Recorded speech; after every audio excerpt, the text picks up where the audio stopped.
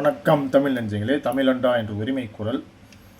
இன்னொன்று என்னென்னா, நியாயம் தர்மம் எல்லாம் இந்த நாட்டில்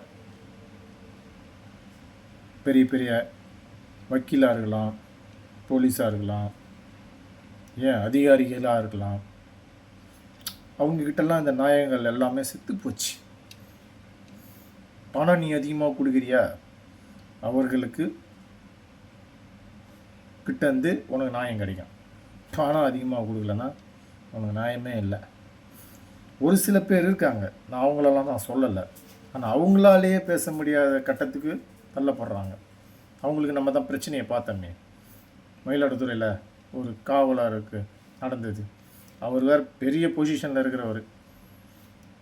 அவர் 25 பார் என்னமோ லாக் பண்ணிட்டாருன்னு சொல்லிவிட்டு அவரை கிட்ட அந்த வண்டியை பிடுங்கிட்டு ஏசி ரூமை எடுத்துகிட்டு அவர் நடக்க விட்டானுங்கள. இப்படிப்பட்ட காலத்தில் இந்த மனிதர்கள் மத்தியில் நம்ம வாழ்ந்துக்கிட்டு இருக்கோம்.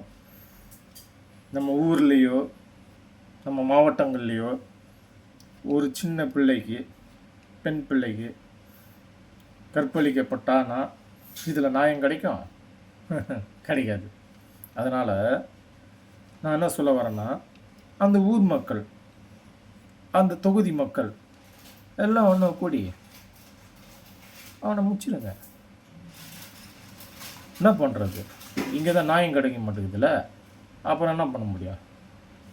அவன் இறக்கமே இல்லாமல் சின்ன வயசு குழந்தைங்கள ரேப் பண்ணி கொள்கிறான்ல, அப்போ நம்ம மட்டும் ஏன் இறக்கம் பண்ணணும்?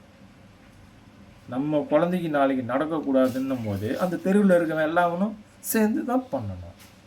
மொத்தம் பண்ணாதான் மர்டர், மொத்தமாக பண்ணால் தண்டனை.